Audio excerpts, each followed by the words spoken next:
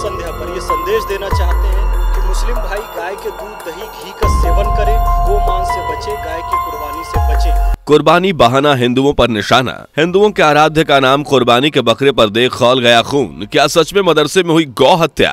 आखिर कौन है ये शख्स जिसने हिंदुओं की आस्था के साथ किया खिलवाड़? क्या हुआ था मुंबई के मीरा रोड स्थित कॉलोनी में? क्या तेलंगाना के हिंसा है झूठ का परिणाम? आज बकरीद की पूर्व संध्या पर ये संदेश देना चाहते हैं कि मुस्लिम भाई गाय के दूध, दही, घी का सेवन करें, जिसको शिफा और स्वास्थ्य कहा गया है। गो मांस से बचें, गाय की कुर्बानी से बचें, क्योंकि पैगंबर हजरत मोहम्मद सल्लल्लाहु अलैहि वसल्लम ने इसके मांस को बीमारी कहा है। और हम ये भी चाहते हैं इस देश का माहौल अच्छा हो, भाईचारे वाला हो, हम सब मिलजुल कर अमन, प्यार, मोहब्बत, भाईचारे से रहें। ये क्लिप ईद से ठीक एक दिन पहले, जब ईद की खुशी में मोहम्मद फैज साहब गायों को चारा खिलाने पहुंचे।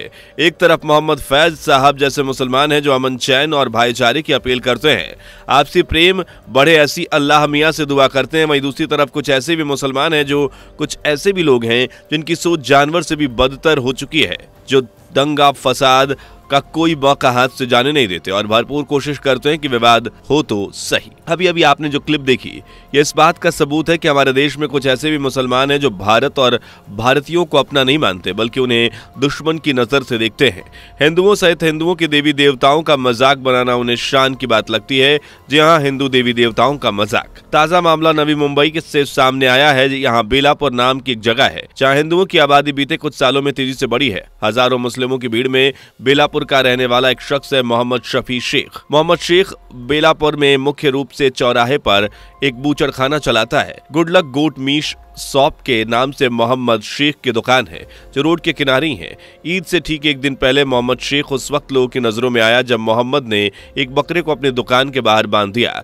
आप सोचेंगे कि बकरे को दुकान के बाहर बांधने में भला क्या ही परेशानी है, तो ये परेशानी बकरा नहीं, उस पर लिखे वो 3 अक्षर थे। जरा ध्यान से देखिए इस वीडियो को, जिसमें बकरे की पीठ पर राम लिखा हुआ है।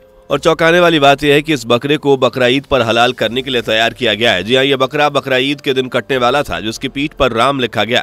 100 करोड़ की आबादी है हिंदुओं की, और 100 करोड़ की आबादी अपने आराध्य मानती है प्रभु श्री राम को, जिनके लिए हिंदू जान तक दे सकते हैं। जिनके सम्मान में कोई उंगली भी उठाए तो उसे जवाब दे सकते हैं। उसका नाम मोहम्मद शेख ने बकरे पर लिखा है। ये मानसिकता गिरी हुई नहीं है तो क्या है? ये कुछ भी नहीं। इससे भी ज्यादा ऊंची हरकत करते हुए मोहम्मद शेख नाम के इस कसाई ने बकरे को दुकान के बाहर रोड के नजदीक बांध दिया, ताकि वहां से गुजरने वाले हर शख्स की नजर इस बकरे पर पड़े। ऐसा इसलिए भी किया गया क्योंकि आसपास रहने वाले लोगों में ज्यादातर हिंदू हैं।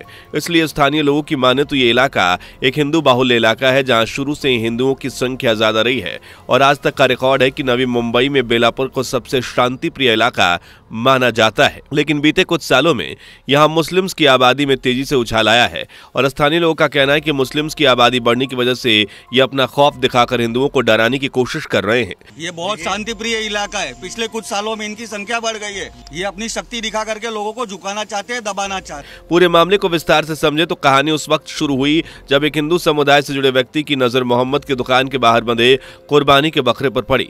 बकरे की पीठ पर राम लिखा हुआ था, लिहाजा कुछ हिंदुओं के साथ उन्होंने इसका विरोध किया तो मोहम्मद बकरे को अंदर ले जाने लगा, लेकिन उसे अपने किए का पछतावा नहीं था। हिंदू पक्ष ने मोहम्मद के हाथ पर पेंट का डिब्बा भी देखा, लेकिन ये सब मोहम्मद ने जानबूझकर किया था, यह साबित करता है।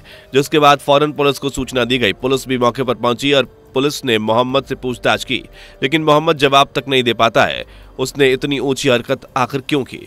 फिर क्या था? पुलिस मोहम्मद के खिलाफ रिपोर्ट दर्ज करती है और उसे गिरफ्तार कर उसी के दुकान को सील कर देती है। लेकिन ये कोई पहला मामला नहीं था। इसके पहले भी मोहम्मद पर अवैध रूप से गोमांस और गोहत्या करने की सजा हो चुकी थी और जेल का हवा वो खा चुका था। लेकिन वो कहते हैं ना, कुछ लोग अपनी हरकतों से बाज नहीं आते, और मोहम्मद शेख भी उन्हीं में से एक है।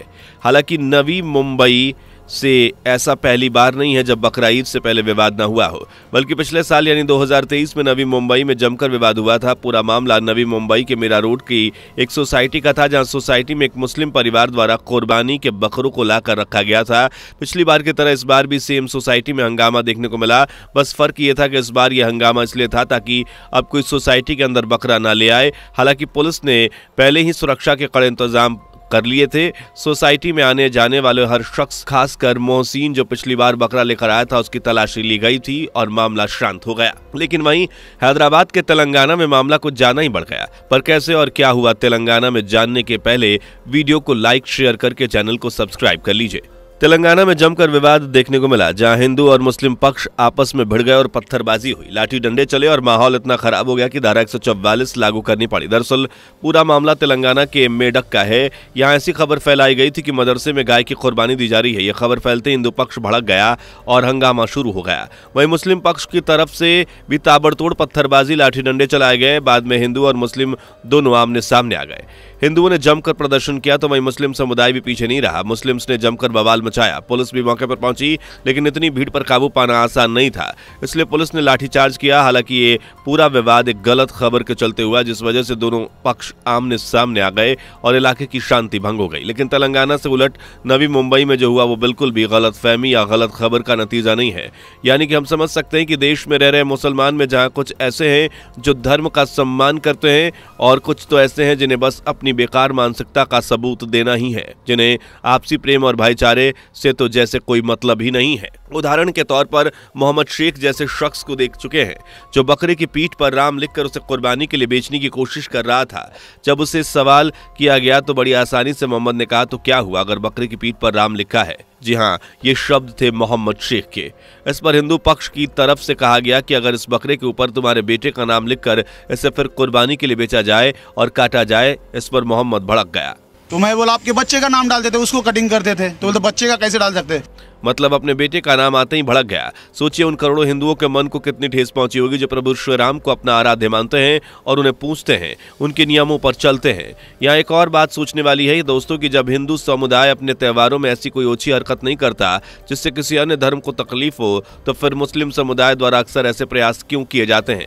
शायद इनके ये कट्टरता से भरे प्रयास ही हैं जो विद्वानों को ये सोचने पर मजबूर कर रहे हैं कि अगर भारत में मुसलमानों की आबादी बढ़ी तो हिंदुओं के लिए कितना मुश्किल हो सकता है। अगर देश में यूं ही मुसलमान बढ़ता रहा और यहाँ रहने वाले हिंदू को जम्मू कश्मीर जैसे हालात देखने पड़ सकते हैं, जहां अपनी ही जमीन पर रहते हुए हिंदू पंडितों के साथ जानवरों की तरह बर्ताव किया गया। हालांकि ऐसे मुस्लिम्स के खिलाफ योगी सरकार सहित केंद्र सरकार भी एक्शन में है।